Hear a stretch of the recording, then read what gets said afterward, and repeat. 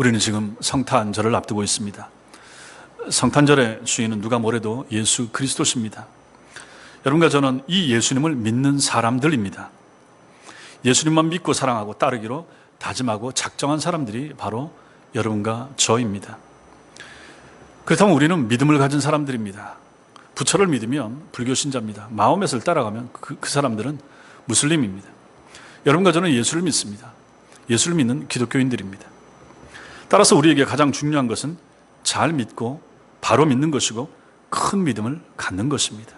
그런데 오늘 말씀에 주님께로부터 믿음이 크다고 칭찬을 받은 한 사람이 등장합니다. 주님께서 마태복음 8장 10절에 이스라엘 중 아무에게서도 이만한 믿음을 보지 못하였노라 칭찬하셨던 백부장도 있지만 믿음이 크다고 말씀하신 사람은 마태복음에서 이 사람뿐입니다. 믿음이 크다는 말씀에서 우리는 믿음의 사이즈나 믿음의 양에 관심을 갖게 되지만 더 중요한 것은 믿음의 본질입니다. 신앙의 본질, 믿음의 본질, 그것이 무엇인가? 왜 주님은 이 여인의 믿음을 크다고 칭찬하셨을까? 이 여인에게서 주님은 어떤 믿음의 본질을 보셨을까? 그래서 칭찬하신 것일까? 여러분과 제가 이 시간에 이 말씀을 통해서 살펴볼 부분이 바로 여기에 있습니다. 믿음의 본질, 여러분과 저는 다 믿는 사람들입니다. 믿는다고 해서 이 자리에 나온 사람들입니다. 그러면 오늘 이 여인의 이 모습을 통하여 우리의 믿음을 한번 점검을 해봐야 됩니다. 나는 정말로 칭찬받을 만한 믿음인가? 내 믿음은 어떤 믿음인가? 내 믿음의 본질은 무엇인가? 나는 이 여인처럼 믿고 있는가? 나는 잘 믿고 있는가? 나는 바로 믿고 있는가? 내 속에 있는 믿음은 진짜인가? 혹은 가짜인가? 돌아보셔야 됩니다. 이 말씀 앞에서 여러분의 믿음을 돌아보는 복된 시간 되시기 바랍니다. 먼저 우리는 이 말씀의 배경을 좀 볼 필요가 있습니다. 21절 말씀, 21절 같이 읽겠습니다. 시작. 예수께서 거기서 나가사 두로와 시돈 지방으로 들어가시니 주님께서 활동하셨던 주 무대는 유대와 갈릴리입니다. 제가 자주 말씀드리죠. 이스라엘 지도를 3등분 하셔야 됩니다. 이스라엘 하면 맨 위에 지방이 갈릴리 지방입니다. 도예요, 도. 그 가운데 사마리아 도, 맨 밑에 유대 도, 맨 위에 갈릴리 도, 가운데 사마리아 도, 맨 아래 유대 도. 주님께서 활동하신 주 무대를 사복음서를 통해서 보면 갈릴리 도에서 활동하시다가 유대도로 내려오시고 유대도에서 활동하시다가 갈릴리 도로 올라가시고 가운데 사마리아 도는 잘 안 들어가시는 것을 보게 됩니다. 이제 거기에도 이제 가서 활동을 하시지만 주로 활동하셨던 무대는 갈릴리와 맨 아래 유대도인 것입니다. 지금 여기 활동의 무대는 갈릴리에서 시작되고 있습니다.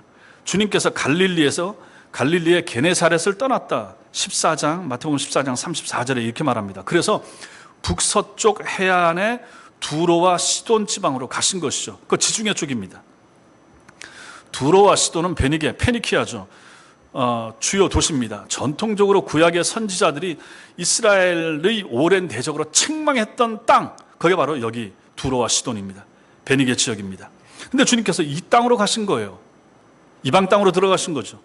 이 이방 땅으로 들어가셔서 그곳에서 한 여자를 만납니다. 그 여자를 오늘 성경에서는 가나안 여인, 그 다음에 누가복음에서는 수로보니게 여인 이렇게 나옵니다. 가나안은 구약시대에 이스라엘의 원수로 대표되는 지역이고 그 지역에 살았던 사람들을 가나안 사람들 이렇게 말합니다. 주님께서 어떤 상황에 있었는지 모르겠지만은 분명하지 않지만 갑자기 가나안 여자 하나가 예수님 가까이로 나오게 됩니다. 그리고 소리를 질러댑니다. 그래서 예수님 일행을 방해하고 있습니다.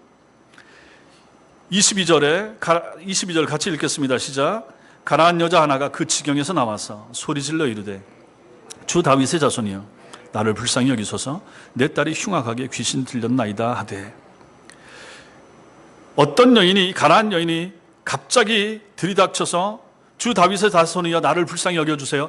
내 딸이 귀신 들렸습니다. 이거 좀 고쳐주세요. 이렇게 이제 소리를 지르기 시작한 것입니다. 이에 대한 주님의 첫 반응은 나오지 않습니다. 침묵입니다. 아무런 대꾸도 안 하십니다. 주님은 이 시끄러운 소리를 듣지도 못하신 것처럼 한 말씀도 대답하지 않으십니다. 하지만 이 여인이 쉬지도 않고 계속해서 소리를 질러댔나 봅니다. 결국 참다 못한 제자들이 예수님께 말합니다. 이게 23절이죠. 23절 같이 읽겠습니다. 시작. 예수는 한 말씀도 대답하지 아니하시니 제자들이 와서 청하여 말하되 그 여자가 우리 뒤에서 소리를 지르오니 그를 보내소서. 가나안 여인의 부르짖음을 주님께서 무시하셨는데 제자들이 나와서 말합니다. 너무 시끄럽습니다. 주님, 저 여자 어떻게 해서 좀 보내시죠. 이렇게 말한 것입니다. 이러한 제자들을 향해서 주님께서 24절로 대답하십니다. 24절 같이 읽겠습니다. 시작. 예수께서 대답하여 이르시되 나는 이스라엘 집에 잃어버린 양 외에는 다른 데로 보냈음을 받지 아니하였노라 하시니, 이 말씀은 어려운 내용이 아닙니다. 나는 이스라엘 집에 잃어버린 양, 유대인들 중에 잃어버린 양을 찾으러 왔지 다른 데로 보내심, 이방인들을 구하려고 내가 온 게 아니라, 이렇게 말씀을 하고 계시는 것입니다. 주님은 제자들의 요청이자 가나안 여인의 요구를 이렇게 매정하게 거절하고 계십니다. 제자들에게 하시는 말씀을 이 여인이 못 들었겠습니까? 옆에 있으니까 들었겠죠. 들었어요. 얼마나 좀 무시당하는 느낌을 받았겠습니까? 그런데도 이 여인은 다시 주님 앞에 나와서 절하면서 부르짖습니다. 25절입니다. 25절 시작. 여자가 와서 예수께 절하며 이르되 주여 저를 도우소서. 주님이 뭐라고 대답하시든지 간에 그거 신경 안 쓰고 이 여자는 주님 앞에 나와서 저를 도와주세요 하고 그렇게 소리를 치는 것입니다. 드디어 주님께서 대답하십니다. 이게 26절입니다. 26절 시작. 대답하여 이르시되 자녀의 떡을 취하여 개들에게 던짐이 마땅하지 아니하니라.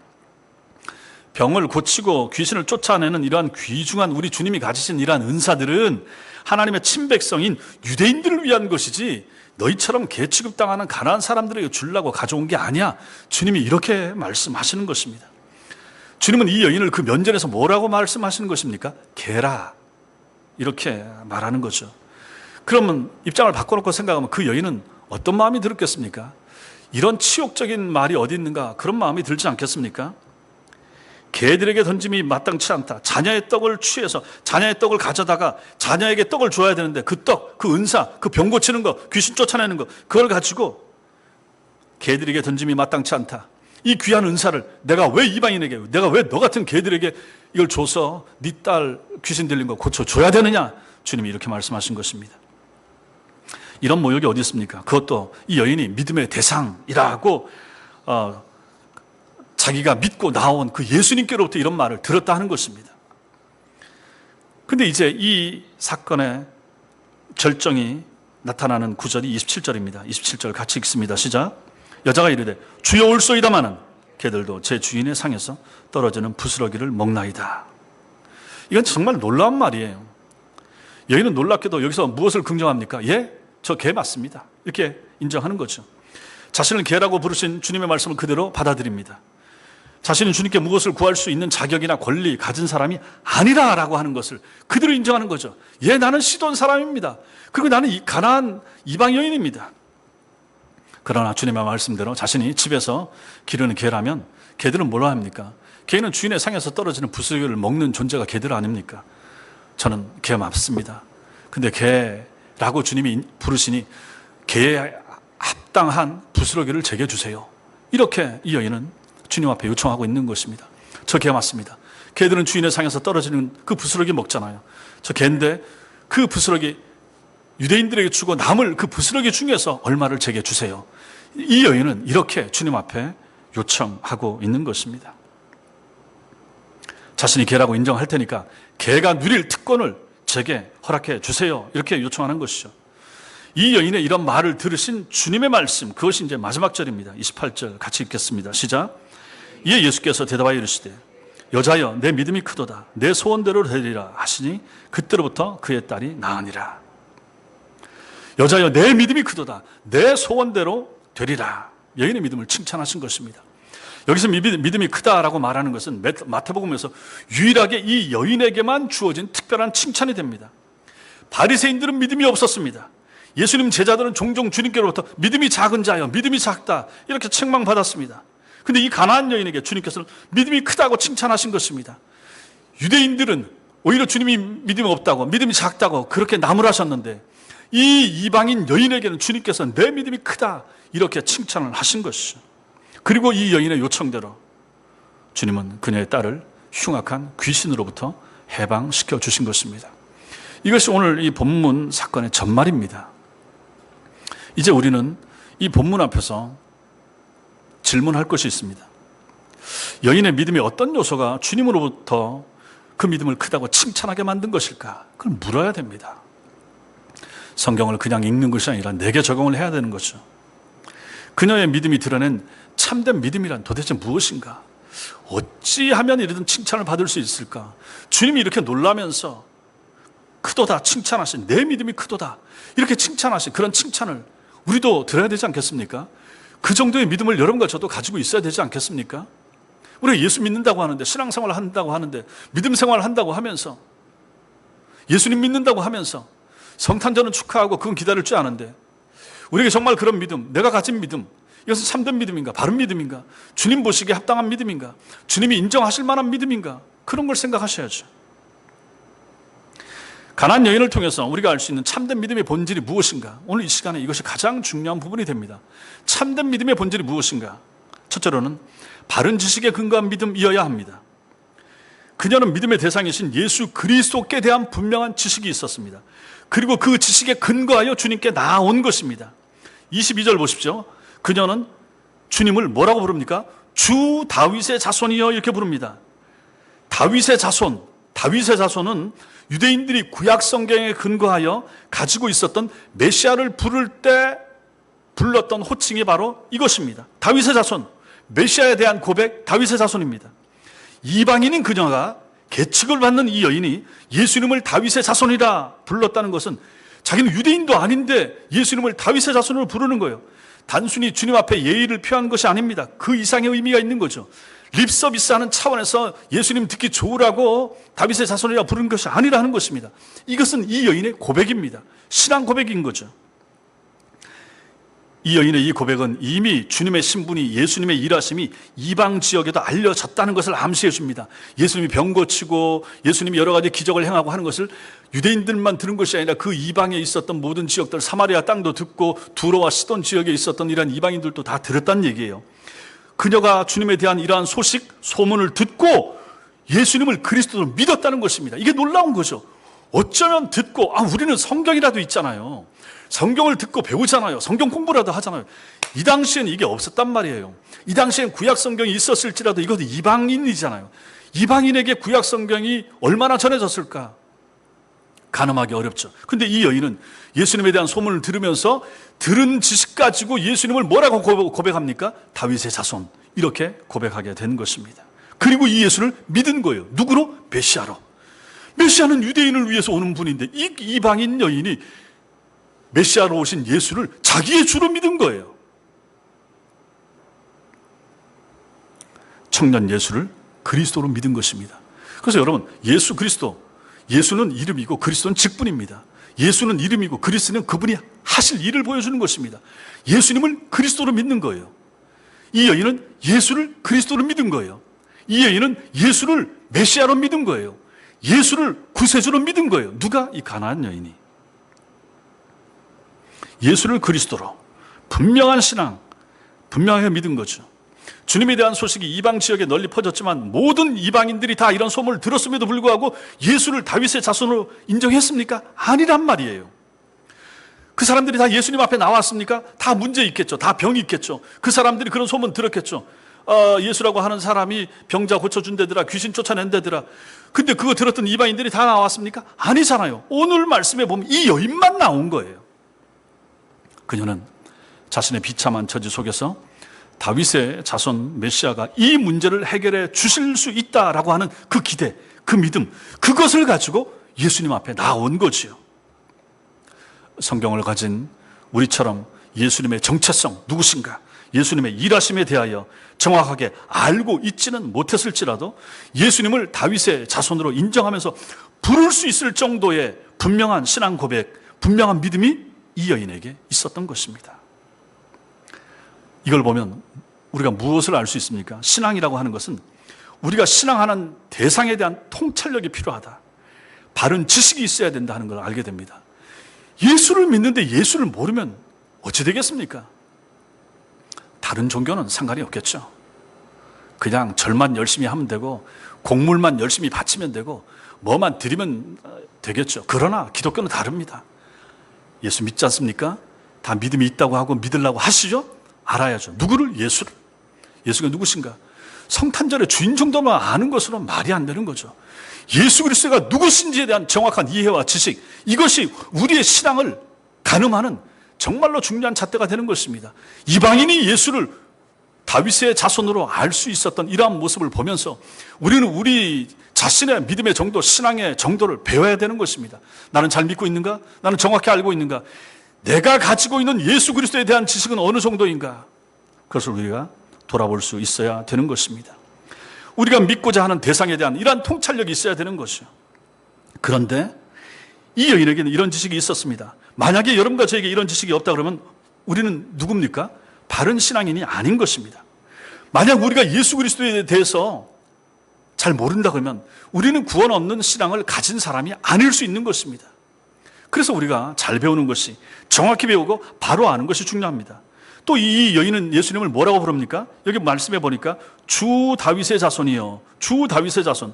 지금 제가 말씀드린 것은 다윗의 자손이었습니다. 그 앞에 주가 붙어 있습니다. 22절에서 주 다윗의 자손, 25절에서 주여 저를 도우소서, 27절에서 주여 올소이다마는, 이렇게 모두 3번 이 여인이 주라고 예수를 부르고 있습니다. 주가 뭡니까? 주의 뜻이 뭡니까? 하나님이란 뜻입니다. 구약에서 주는 하나님입니다. 여호와 하나님을 부를 때 주라고 불렀던 것입니다. 그런데 이 여인이, 이 이방 여인이, 가나안 여인이 그 앞에 있는 청년 예수를 향하여 33살의 청년 예수를 보면서 주 다윗의 자손이여, 하나님 다윗의 자손이여, 하나님 메시아여, 예수 당신은 하나님이시고 메시아십니다, 이렇게 부르고 고백하고 있다는 말입니다. 놀랍습니다. 이 여인은 예수님을 하나님으로 인정한 것입니다. 가나안 여인은 예수님을 구약 성경의 여호와 하나님으로 인정하고 고백하는 믿음을 가지고 그 예수님 앞에 나아온 것입니다. 그녀는 예수님을 단지 머리로만 아는 것이 아니었습니다. 그 정도 믿음이 아니었습니다. 자신이 그리스도에 대해서 들어서 아는 바른 지식을 따라서 주님을 신뢰하고 믿었던 것이요. 그녀가 예수님으로부터 지금 이 상황을 보니까 여러 번 멸시와 모욕을 당하고 있죠. 뭘 부탁을 했는데 주님이 침묵하시고, 뭘 지금 부탁하고 있는데 거절하셨고, 개라고 하면서 모욕까지 주시고, 이렇게 하지 않습니까? 이랬을 때 이 여인은 낙심하거나 뒤로 물러서거나 아에라 관도라 하고 떠나가지 않았다는 것입니다. 무엇이 이렇게 만들었을까요? 그녀가 가진 참된 지식, 바른 지식이 그녀로 하여금 이렇게 주님을 붙잡도록 만들었던 것입니다. 참된 믿음이 얼마나 중요한가를 우리는 여기서 알게 되는 것입니다. 믿음의 대상이신 그리스도에 대한 바른 지식에 근거한 믿음은 이런 힘을 가지고 있는 거예요. 바른 지식에 근거한 바른 믿음이 여러분과 저에게 있다면 우리는 포기하지 않습니다. 신앙을 포기하지 않습니다. 믿음 생활을 하다가 곁길로 간다든지 배도한다든지 배교한다든지 하지 않습니다. 이렇게 하는 사람들은 누가 이렇게 합니까? 바른 지식이 없을 때, 참된 믿음이 없을 때 그런 모습을 보이는 것입니다. 진짜를 가진 사람이 어찌 포기할 수 있습니까? 땅 속에 보화가 묻혀 있다 그러면 전 재산을 팔아서라도 그 땅 한 평이든지 몇 평 사는 거죠. 거기에 엄청난 보화가 묻혀 있는데 뭔들 포기 못하겠습니까? 그것을 붙잡고 있으면 되는 것이죠. 참된 믿음이 우리 속에 있다 그러면 우리는 어떤 환경 속에서도 참된 신자의 삶을 살 수가 있게 되는 것입니다.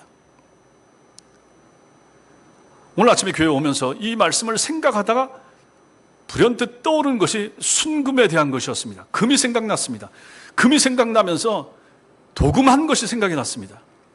그러면서 운전하면서 도금이 일본어로 뭐더라 했더니 메끼가 생각나는 거예요. 그래서 하나님께서 이 메끼를 생각나게 해주셨나요? 메끼를 생각나면 저는 나이가 최소한 50 이상 된 사람들만 이거 생각할 텐데 도금한 게 생각났습니다. 순금과 도금의 차이는 겉으로 보면 잘 모릅니다. 목에 하고 있으면 저게 진짜 금인지 아닌지 잘 모릅니다. 그러나 가까이 가서 보고 이빨로 깨물어 보면 달라집니다. 세월이 지나면 또 달라집니다. 이거 도금한 거, 메끼 칠한 것은 땀 묻으면 이게 벗겨집니다.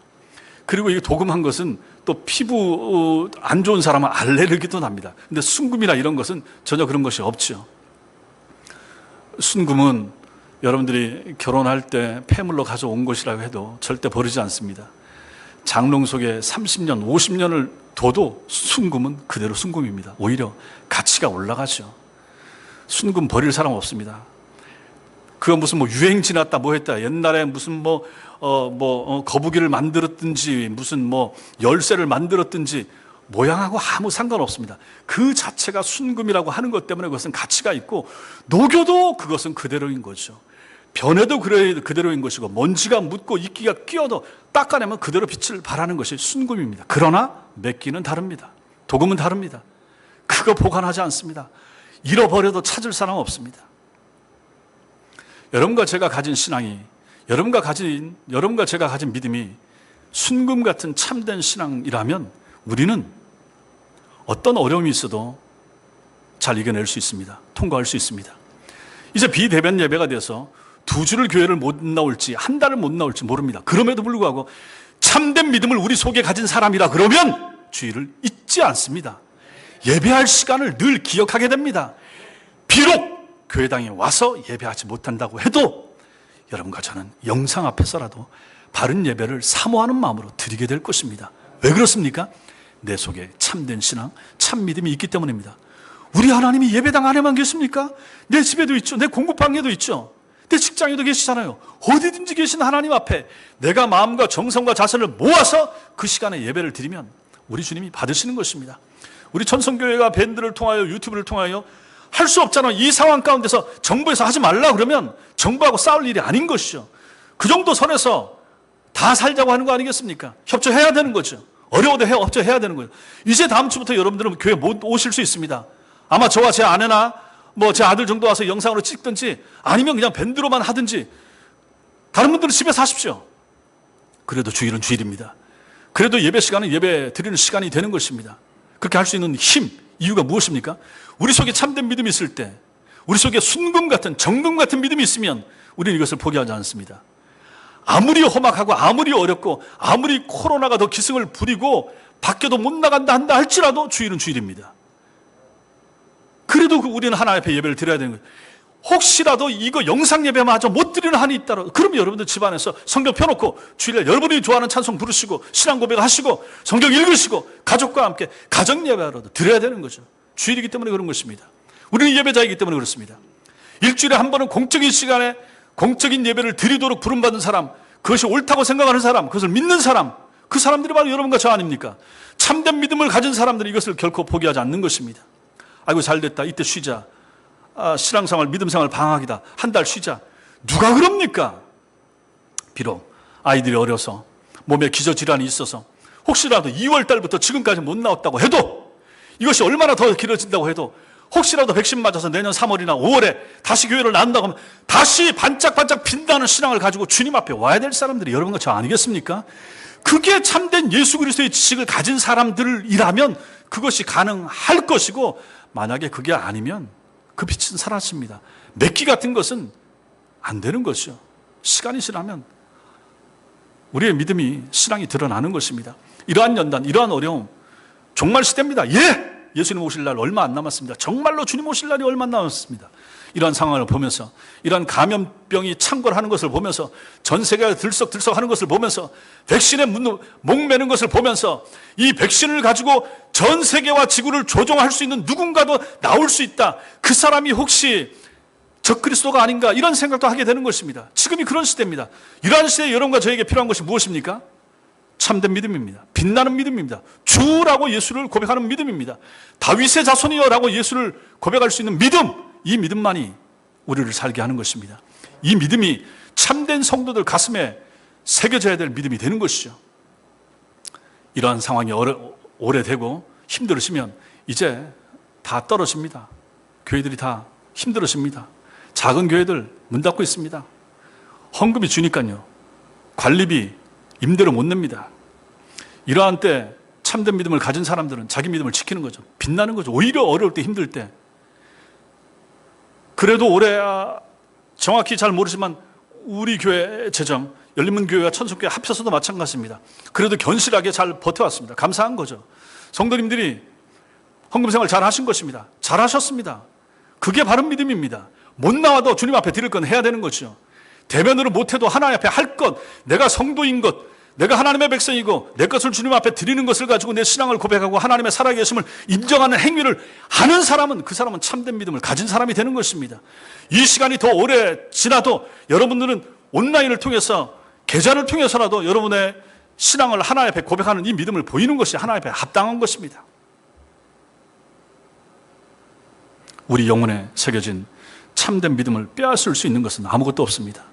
지금보다 더 어려운 환경이 오고 더 험악하고 심각한 상황이 온다고 해도 여러분과 제가 살아나야 되고 살아날 수 있는 길은 어디에 있습니까? 참된 믿음을 가졌을 때만 가능한 것입니다.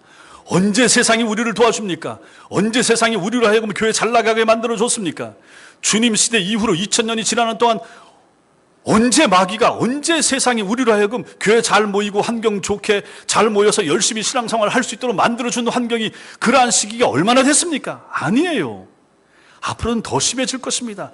더 교회 나오기 어려워질 수 있어요. 한 번 예배 나오는 것이 지금 얼마나 귀중합니까? 오늘 대면 예배 드리는 것이 얼마나 귀중합니까? 이게 어려워질 시기가 앞으로 더 자주 올 수도 있다는 생각을 하시면서 믿음 생활을 하는 것이 필요합니다. 그래서 절박한 거예요. 그래서 절실한 거예요. 그래서 바른 믿음을 가지고 신앙생활을 하는 것이 필요합니다. 그래서 우리 자식들에게 참된 신앙을 가르쳐주는 것이 필요합니다. 우리는 오늘 말씀을 통해서 이 여인을 믿음을 통하여 또 하나 봐야 될 것이 있습니다. 믿음이 크다라고 주님께서 칭찬하신 또 다른 요소가 있습니다. 그것이 무엇입니까? 그녀의, 이 여인이 가지고 있었던 진정한 겸손입니다. 겸손한 믿음입니다. 자신을 부정하는 믿음입니다. 겸손은 참된 믿음의 또 다른 본질적인 요소가 됩니다. 교만한 믿음 이런 거 없습니다. 주님께서는 적어도 3번 정도 그녀에게 모욕감을 안겨줬지만 이 여인은 물러서지 않았습니다. 여기서 중요한 것은 그녀가 단순히 물러서지 않았다라고 하는 끈질김만이 아니라 그녀로 하여금 이 모욕감을 거듭 경험함에도 불구하고 물러서지 않게 만들어 주었던 그녀의 겸손을 봐야 되는 것입니다. 그녀의 자신을 부인하는 믿음을 우리는 여기서 배워야 하는 것입니다. 물론 이 여인의 사랑하는 딸이 흉악한 귀신에게 잡혀 있다라고 하는 것이 그녀로 하여금 물러서지 않고 끈기 있게 주님의 은혜를 구하게 만들었다고 말할 수 있지만, 절박한 상황에 놓인 모든 사람이 다 주님 앞에 나옵니까? 절박한 상황에 놓였다고 해서 계속해서 포기하지 않고 주님 앞에 나와서 기도하고 하나님의 도움을 구하기만 합니까? 아니잖아요. 몇 번 하다가 안 되면 포기하잖아요. 기도도 몇 번 하다가 안 되면 접고 다른 방법을 취하잖아요. 근데 이 여인은 그렇지 않았다 하는 것을 이 말씀을 통해서 우리에게 보여주는 것입니다. 오늘 본문은 주님께서 특정한 어떤 사람에게 보여주신 가장 극단적이고 모욕적인 우리 주님의 말씀과 태도를 보여줍니다. 우리 주님이 이런 분이 아니잖아요. 우리 예수님이, 여러분과 제가 알고 있는 우리 예수님이 얼마나 사랑 많으시고 얼마나 자비하시고 얼마나 온유하신 분입니까? 근데 주님이 여기서 이분에게 왜 이렇게 하고 있습니까? 왜 이 여인에게 유독 거칠고 모욕을 주면서 이렇게 대하고 계십니까? 주님은 이 여인의 믿음을 시험하여 참된 믿음이 무엇인지를 보여주기 위하여, 드러내도록 하기 위하여 이렇게 하신 것입니다. 테스트하신 거죠. 테스트. 이 여인은 결국은 이 테스트에서 통과했습니다. 패스했습니다. 그래서 이 여인의 이 내용이 오늘 마태복음 15장 속에, 성경 속에 그대로 성령의 감동 가운데 녹아서 들어가서 2000년 교회 역사에서 모든 이 말씀을 읽는 사람은 다 이 여인의 일대기를 읽도록, 이 여인의 참된 믿음을 읽고 보고 도전받도록 주께서 역사하신 것입니다. 그래서 이 여인의 이 믿음을 테스트하는 것을, 그리하여 통과된 것을 보여주시기 위해서 주께서 이렇게 하신 것입니다.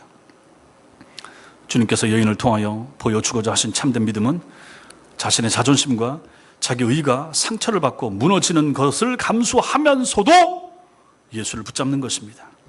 많은 사람들이 여기서 걸리고 넘어지고 포기합니다. 죄인들이 주님 앞에 나오기 위해서는 무엇을 해야 됩니까? 자기 자신의 의와 자기 자존심을 먼저 내려놓아야 됩니다. 교회 와서 제일 먼저 듣게 되는 말이 뭡니까? 당신은 죄인입니다. 이겁니다. 여기에 얼마나 많은 사람들이 걸려 넘어지는가. 만약에 교회를 왔는데 교회에서 당신은 죄인입니다 하는 것을 먼저 가르치지 않고 당신은 사랑받기 위해서 태어난 사람입니다 라고 하면 이건 뭔가 좀 달라진 것입니다. 많은 사람들 귀에는 이게 좋을 수 있습니다. 사형리에 처음도 이것부터 접근을 하지만 이것은 잘못된 접근이 되는 것입니다. 우리 예수님이나 세례 요한이 가르침을 보십시오. 그들의 설교를 보십시오. 회개하라 독사의 자식들아, 회개하라 천국이 가까웠다. 회개부터 먼저 말하는 거예요. 모든 사람들에게 가장 먼저 필요한 것은 회개고, 회개가 전제하는 것은 무엇입니까? 너는 죄인이라 하는 것입니다. 여러분과 제가 죄인인 것을 먼저 인정하는 것, 그것을 먼저 드러내는 것, 그것을 성경에서 얘기하는 것이죠. 여기서부터 믿음 생활은 실제로 시작이 되는 것입니다. 그런데 많은 사람들은 여기서 걸려 넘어지게 되는 거죠. 복음은 모든 죄인의 자기 의의를 공격하고 무너뜨리는 것, 이것이 바로 첫 번째 목표가 됩니다. 내가 살면 예수의 손을 붙잡을 수가 없습니다. 내가 죄인인 줄 모르는 사람이 구원자이신 예수를 어떻게 받아들일 수가 있겠습니까? 내 손에 잡은 모든 것을 예배당 문을 들어오면서 넘어오면서 내려놓고 실제로 교회를 와야 되는 것입니다. 그런데 오늘날 잘못 가르치는 곳에서는 그것도 붙잡고 오셔도 됩니다. 그것도 버리지 않고 오셔도 됩니다. 교회 와서 믿음 생활을 하다 보면 좋아집니다. 이렇게 합니다. 예, 그것도 잘못된 것은 아니지만, 그러니까 결단하고 회개하고 사람이 바뀌는 것이 시간이 너무 많이 걸리는 거죠. 처음부터 죄인이라고 엄격한 말, 혹독한 말, 심한 말 하면 이게 어려울 것 같지만 실제로는 교회 문턱이 높아야 되는 거예요. 교회 아무나 올 수 있는 곳이 아닙니다. 어중이 떠중이다가 지나가다가 들러가지고 거기서 들어서 얻어 걸려서 예수 믿게 되고, 이게 아니란 말입니다. 그렇게 될 수도 있죠. 하나님이 역사하시면 그렇게 믿음 생활을 가지게 될 수도 있지만, 기본적으로 우리가 성경을 보고 구약이나 신약을 잘 읽고 잘 배우면 교회는 어려운 곳입니다. 딱딱한 곳입니다. 쉬운 곳이 아닙니다. 담이 높아요. 그리고 처음부터 자기 자신을 부정하고 자존심을 깎아내리고 죄인이라고 하고 그 소리부터 들어야 되는 것이에요. 그걸 받아들이는 것에서부터 복음이 시작되고, 내가 무너지는 곳에서 예수가 살기 때문에 이것이 쉽지 않은 것인데 이것이 필요하다 하는 것을 오늘 말씀이 우리에게 가르쳐주는 것입니다. 그래서 이사야 선지자가 이사야서 64장 6절에서 이렇게 말합니다. 무릇 우리는 다 부정한 자 같아서 우리 의는 다 더러운 옷 같으며 우리는 다 잎사귀같이 시들므로 우리의 죄악이 바람같이 우리를 몰아가나이다. 이렇게 말씀합니다.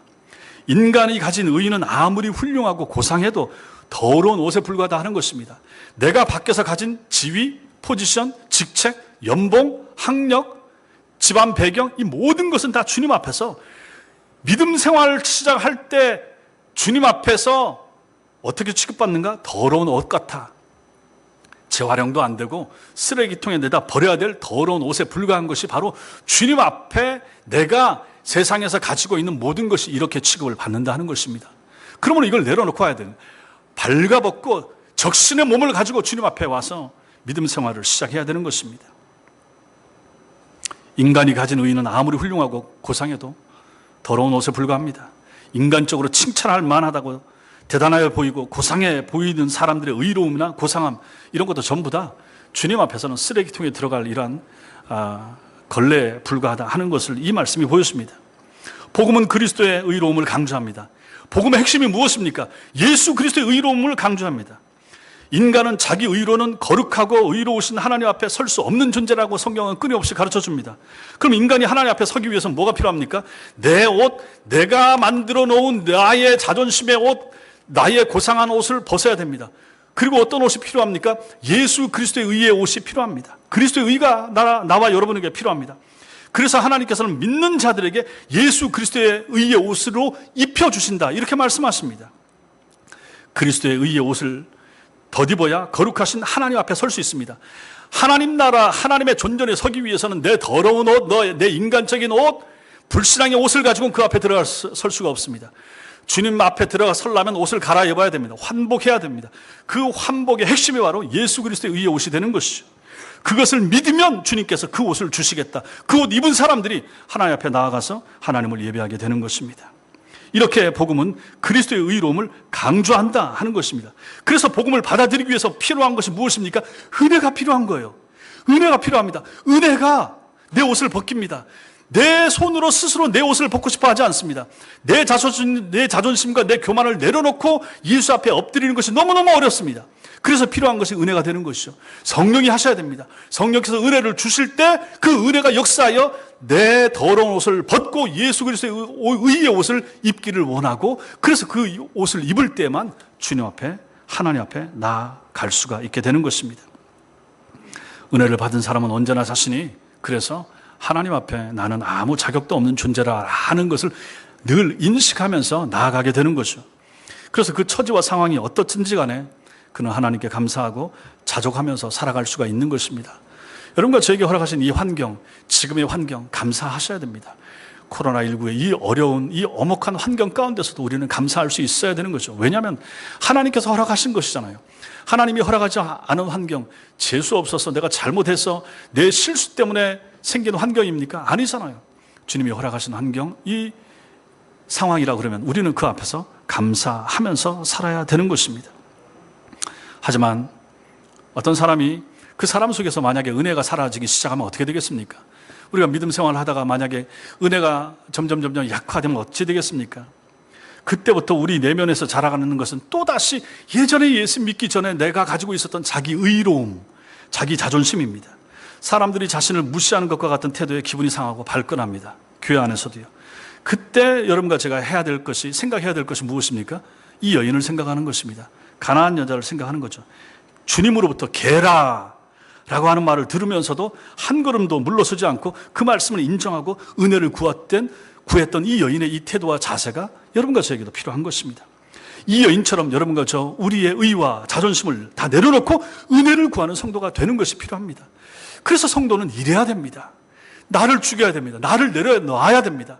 처음 회심했을 때도 마찬가지지만 앞으로도 믿음 생활 두고 하면서 마찬가지입니다. 내가 목사인데 내려놓아야 됩니다. 내가 장로인데, 내가 권사인데, 내가 이 교회에서를 얼마나 섬겼는데, 내가 얼마나 오래, 그게 무슨 의미가 있단 말입니까? 주님 앞에서.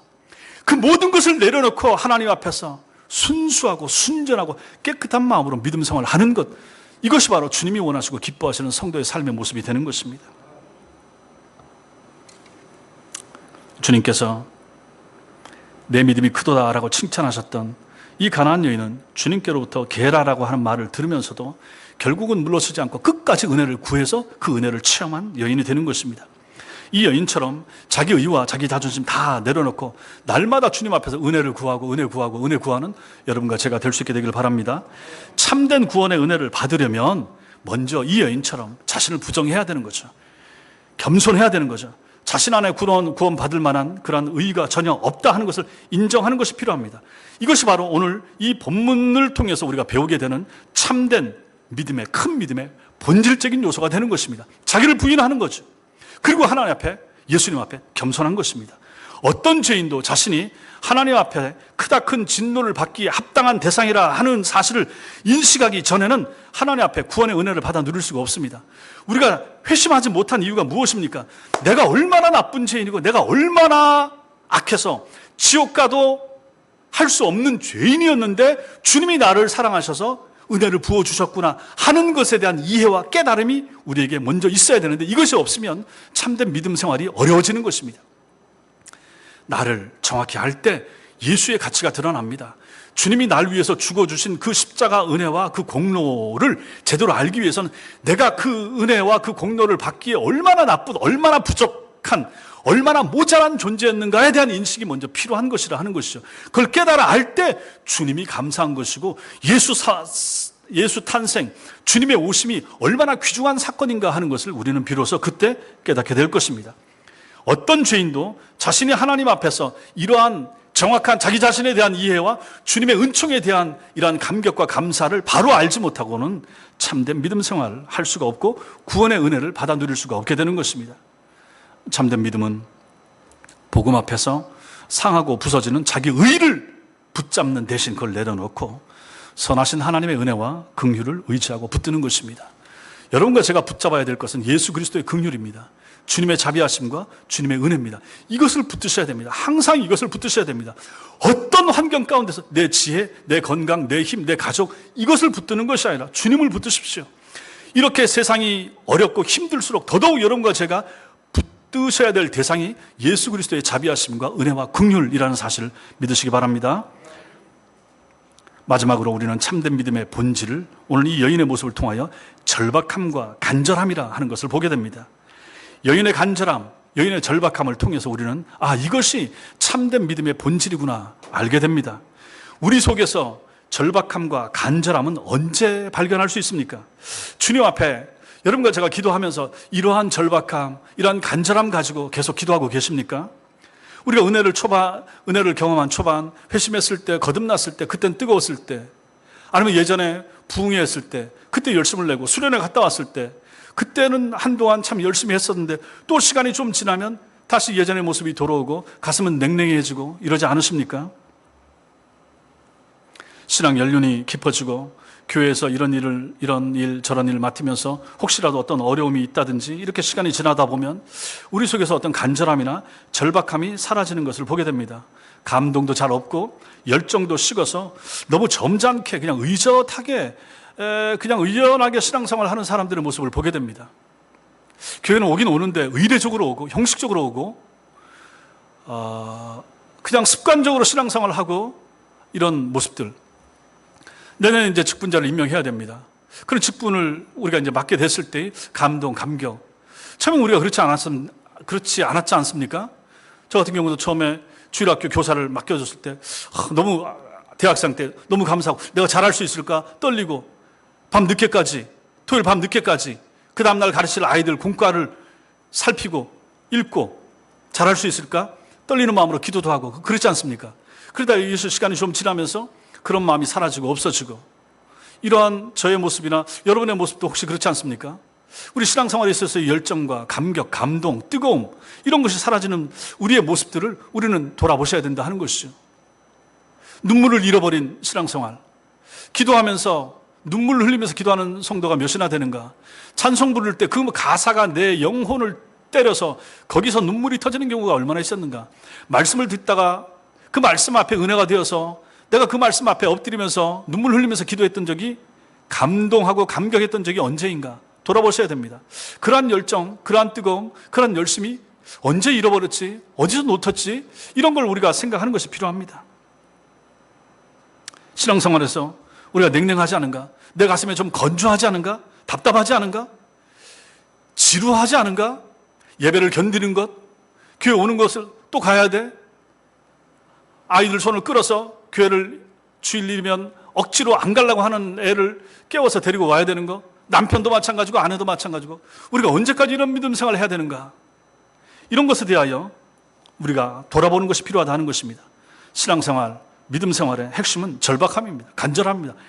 별거 아닌 것 같은데도 적은 것 같은데도 적은 기도 제목에도 하나님 앞에 절박할 주님!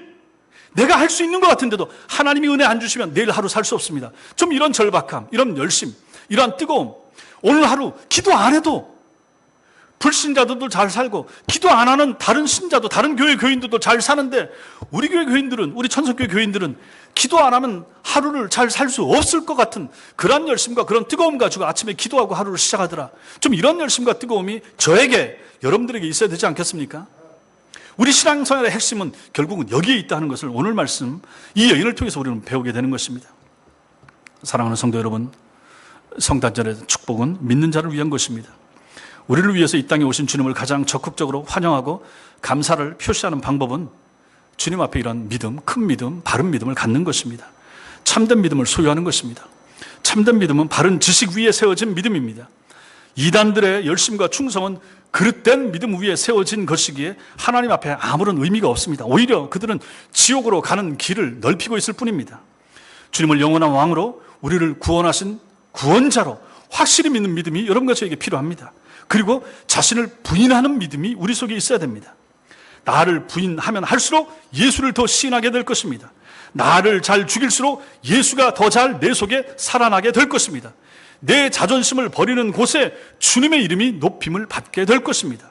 내 의를 버려야 주님의 의가 그 자리를 채우게 될 것입니다. 그리고 참된 믿음은 언제나 간절합니다. 작은 것 하나에도 최선을 다해서 구합니다. 주님이 주시는 것은 항상 좋은 것이기 때문에 그분을 향해서 절실할 수밖에 없습니다. 절실해야 되는 거예요. 주님이 주신 것 감사한 것이죠. 무엇을 줘도 감사하고 절실한 것이죠. 진정한 감사가 여기서 나오게 되는 것입니다. 하늘의 은혜가 세상의 것과 다르기 때문에 우리는 항상 간절하게 하늘의 것을 구해야 됩니다. 땅의 것을 구하기 위해서도 일당을 벌기 위해서도 그렇게 열심히 그렇게 치열하게 산다면 우리가 하늘의 은혜를 구하고 우리 가정에 우리 자식들에게 필요한 하늘의 신령한 은혜를 구하는데 적당하게 대충 앉아서 구할 수 있겠습니까? 절실하게 간절하게 구해야 되는 거죠. 우리 아이들의 앞날과 진로를 향해서도 마찬가지입니다. 정말로 하나님만이 해결할 수 있습니다. 하나님만이 주실 수 있습니다 하는 그런 뜨거움과 열심을 가지고 기도하고 간구하는 것이 필요합니다. 그리고 아직도 혹시라도 여러분들 중에 여기 앉아 계신 분들 중에 또 영상으로 예배 드리는 분들 가운데 구원의 확신이 없는 분들이 있을 수 있습니다. 분명히 있습니다. 교회 안에 있습니다. 거듭나지 않은 분들이 있습니다. 그분들에게 권면합니다. 여러분이 이미 하나님이 계신 것과 여러분이 죄인이며 주 예수를 믿는 것만이 구원의 길이라 하는 것을 들어서 아실 것입니다. 천 목사님을 통해서 들었을 것이고 저를 통해서 제 설교마다 이것이 나타나는데 들으셨을 것입니다. 그렇다면 여러분이 할 일이 있습니다. 무엇입니까? 들어서는 아는데 안 믿어지는 분들이 있습니다. 그분들에게 필요한 것이 있습니다. 뭡니까? 이 가나안 여인처럼 방해하는 것입니다. 주님을 방해하는 것입니다. 주님을 흔드는 것입니다. 주님의 몸인 교회를 흔들고 방해하는 것입니다. 날 좀 구원해 주세요. 내게 구원 얻는 믿음을 주세요. 나도 구원의 확신을 가지고 세례 좀 받았으면 좋겠습니다. 이러한 마음과 이런 열심이 필요합니다. 누가 날 좀 가르쳐 주세요. 내게 좀 성경을 가르쳐 주세요. 구원 얻는 길 좀 가르쳐 주세요. 목사님 제게 좀 알려주세요. 전도사님 제게 좀 가르쳐 주세요. 장로님 어떻게 하면 예수 잘 믿을 수 있습니까? 본사님 기도는 어떻게 하면 됩니까? 믿음 생활 어떻게 하면 됩니까? 하고 물을 수 있는 사람들이 되어야 되는 것입니다. 교회 안에 이렇게 믿음 생활을 앞서가는 사람들 많은데 왜 초신자들이, 왜 믿음이 없는 사람들이, 왜 회심하지 않은 사람들이 그냥 그분들을 내버려 둡니까? 이 가나안 여인이 주님을 붙잡았던 것처럼, 소리쳤던 것처럼, 계속해서 외쳤던 것처럼 그녀의 방해함이 그녀의 영혼을 살려내지 않았습니까? 그녀의 방해하는 열심이 그녀의 딸의 귀신 들림을 고치지 않았습니까? 회심하지 않은 성도들에게 이런 것이 필요합니다. 한 번을 교회를 오더라도 와서 뭔가 듣고 오늘 설교를 들었으면 여기서 뭔가 깨달음을 얻고 예수를 만나고 돌아가야 되지 않겠습니까? 어찌 빈 가슴으로, 냉랭한 가슴으로, 허탈한 가슴으로 그냥 돌아갈 수 있단 말입니까? 그래서 그런 열심이 여러분과 저에게 필요한 것이죠. 특히 아직 회심하지 않은 성도들에게 이런 열심이 필요합니다. 목사가 왜 있습니까? 저를 이용하는 거죠. 목사는 서비스맨입니다. 끊임없이 여러분들을 위해서 존재합니다. 제게 카톡을 보내시고 문자를 보내시고 전화하시고 저를 힘들게 하세요. 신방 와주세요. 제 기도 좀 가지고 기도 좀 해주세요. 그런 열심을 보이는 사람들이 거의 없습니다. 뭘 보내서 이 성경 말씀 이거 잘 모르겠는데 이거 좀 알려주세요. 설명해 주세요. 좀 이런 사람 환영합니다. 언제든지 환영합니다. 그런 열심과 그런 뜨거움이 필요하다 하는 것이죠. 점잖게 적당하게 대충 신앙생활을 하려고 하지 마시고 열심을 가지고 그렇게 믿음 생활을, 그렇게 교회 생활을 하실 수 있게 되길 바랍니다. 사랑하는 성도 여러분, 여러분과 저에게 이런 믿음, 참된 믿음, 이 믿음 가지고 주님을 섬기는 복된 성도들 다 되시기를 주님의 이름으로 축원합니다. 기도하겠습니다.